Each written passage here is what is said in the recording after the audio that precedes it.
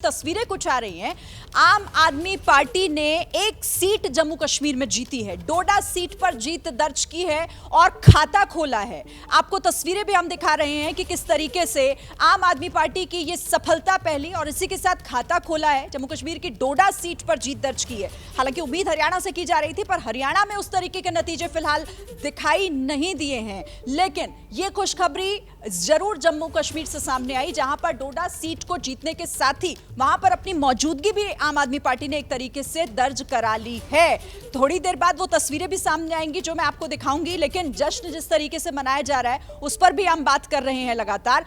मैं प्रियंका जी आपके पास आती हूं। आप चलिए जो सवाल उठा रहे हैं उस पर तो हमने बात कर ली, लेकिन अब मैं आपसे ये कहना चाहती हूं कि आप लोगों ने मौका नहीं गवा दिया, एक एंटी इनकम्बेंसी। आप लोग जिस तरीके से चुनाव में जो कर सकते थे, आप अब तो मानेंगे ना। कहीं चलिए नतीजे थोड़े बहुत आगे पीछे बदल भी गए, ये रुझान नतीजों में जब कन्वर्ट होंगे, लेकिन फिर भी आप लोगों के सामने जो मौका था उस मौके को गवाते हुए नहीं दिख रहे हैं ये नंबर।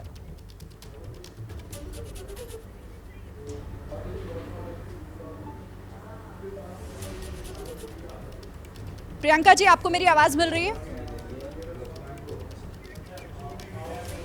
ठीक है जी, आपकी आवाज़ थोड़ी सी ब्रेक हो रही है। ओके। देखिए, मैं सिर्फ इतना कहना चाहती हूँ कि जिस तरह से जम्मू कश्मीर में जो जनता ने अपना जनमत दिया है, मैं उसका धन्यवाद देना चाहती हूँ। जनता ने जिस तरीके से आज विनेश फोगाट को जिताया है, तो मैं ये भी उनके संघर्ष की भी जीत है और साथ में ये भारतीय जनता पार्टी के मुंह पर भी एक तरह का सवालिया निशान लगाता है कि किस तरह से भारतीय जनता पार्टी ने लगातार पहलवानों की अनदेखी की। आज उनकी जीत इस बात का ये जो है प्रमाण देती है कि पूरी जनता एक साथ एकजुट इस देश की महिलाओं के साथ खड़ी है। चाहे जितनी बड़ी भी ताकत आप लगा दीजिए, चाहे जितना आप मनी दीजिए, सत्ता बल लगा दीजिए, परंतु जनता उनके साथ खड़ी जो है मजबूती के साथ खड़ी नजर आती है। आपकी आवाज ब्रेक हो रही है प्रियंका जी, मैं लौटूंगी, लेकिन सवाल फिर ये भी उठता है कि आंकड़ा फिर बदल कैसे रहा। देखिए, एक सीट और बढ़ गई रुझानों में, 50 सीट पर इस वक्त बीजेपी जो है वो आगे चल रही है।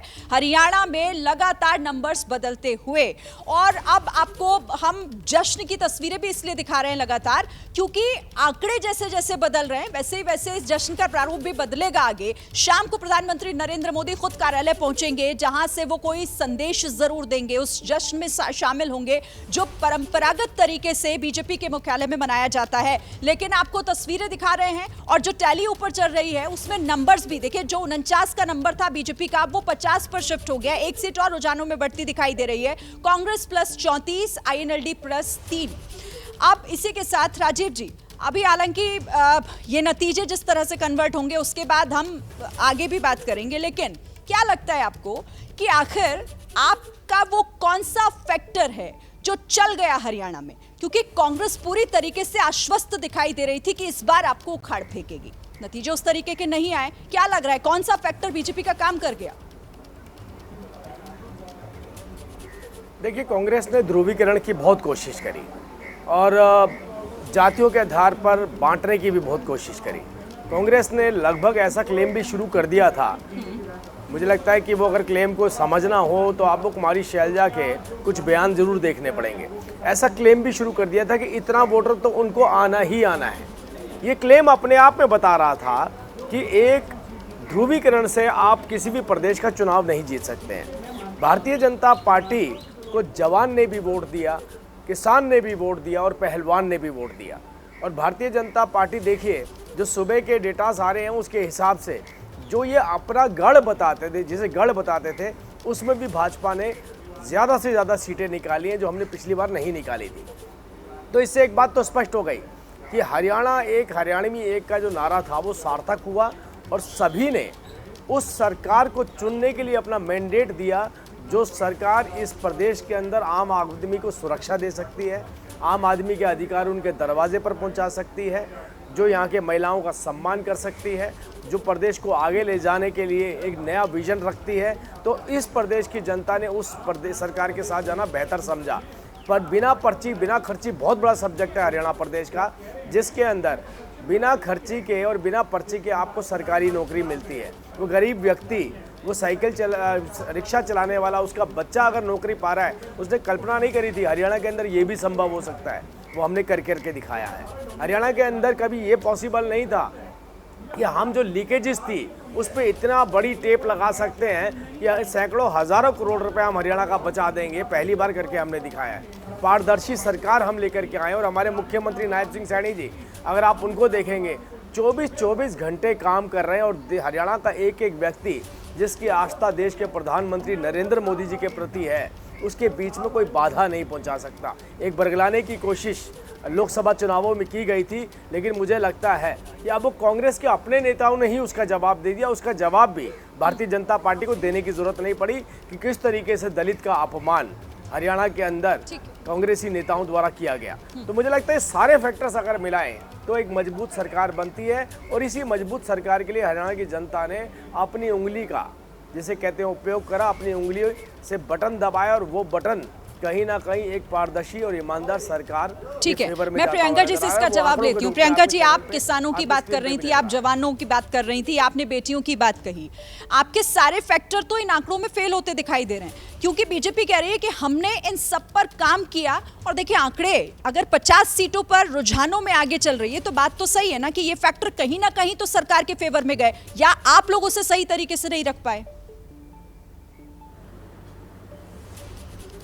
देखिए, जहाँ तक मेरा जानना है कि जिस तरह से लगभग सारी सीटों पर 1500 की बढ़त के साथ अभी भारतीय जनता पार्टी आगे चल रही, तो मुझे लगता है कि इसमें बदलाव पॉसिबल है और बदलाव होगा भी। और पूरी तरीके से मैं कहती हूँ कि जहाँ पर बेरोजगारी की अगर बात आएगी तो हरियाणा में आज 37% बेरोजगारी है। महिला अपराध में हरियाणा नंबर 1 है। और अगर इतना ही अच्छा काम था, कामकाज भारतीय का, तो खट्टर जी को हटाने की ज़रूरत क्या पड़ी?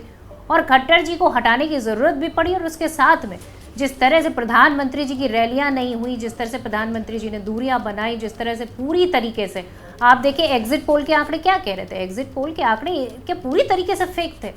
मुझे लगता है कि लोग घर घर जाकर जिस तरह से बात कर रहे थे, जनता का उत्साह देख रहे थे, तभी तो ये सारी चीज़ें निकल कर आई। कोई कांग्रेस पार्टी थोड़ी ना एग्जिट पोल के आंकड़े दे रही थी, ये तो आप ही लोगों के माध्यम से आ रहे थे, जनता के माध्यम से। ये जो आंकड़े हैं, ये भी मुझे लगता है कि ये जो आंकड़े हैं ये भी तो ईवीएम से ही निकल रहे हैं ना बाहर। ये कोई बने बनाए आंकड़े तो नहीं है। ये भी तो यही बता रहा है ना कि जनता किन के वादों और दावों पर भरोसा करके वोट देने गई थी।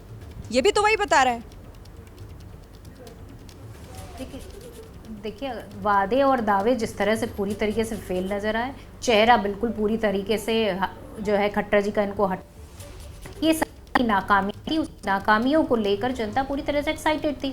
अब जो सवाल आ रहा है कि किस तरह से ये आप टीवी स्क्रीन पे जो आंकड़े हैं, सीट के नंबर्स हैं, ये पूरी तरीके से फ्रीज है पिछले 12-1 बजे से, और अभी तक मैं वही आंकड़े देख पा रही हूँ। तो मुझे लगता है कि या तो जो है अभी भी लगातार यही कह रही हैं, बल्कि कांग्रेस के बड़े नेता भी यही कह रहे हैं। हुड्डा भी अभी थोड़ी देर पहले यही कह रहे थे कि इंतजार कीजिए। तो चलिए थोड़ा सा ही वक्त बचा है, इंतजार आप भी कीजिए, हम भी कीजिए। लगता नहीं, एक्सपर्ट्स भी लगातार यही कह रहे हैं कि इन आंकड़ों में बहुत फेरबदल होता हुआ दिखाई देगा। बहरहाल, बहुत शुक्रिया आप दोनों का हमारे साथ जुड़ने के लिए और इस बातचीत के लिए। तो हरियाणा में जिस तरह से जीत की हैट्रिक लगाती दिख रही है बीजेपी, रुझानों में नतीजे भी धीरे धीरे सामने आ जाएंगे। लगातार एबीपी न्यूज की नजर बनी हुई है। जैसे ही घड़ी का काटा दोपहर 2:30 पे आए, बबीता जी का दिल सास बहू साजिश के लिए मचल जाए। और ये है इनकी बहू, पूरे दिन ऑफिस की टेंशन हो जाए गॉन जब ये करें अपना फेवरेट शो फ्री टाइम पे ऑन। इनकी तरह आप भी देखिए अपना फेवरेट शो अपने टाइम पर और डाउनलोड कीजिए एबीपी लाइव ऐप अपने स्मार्ट टीवी पर।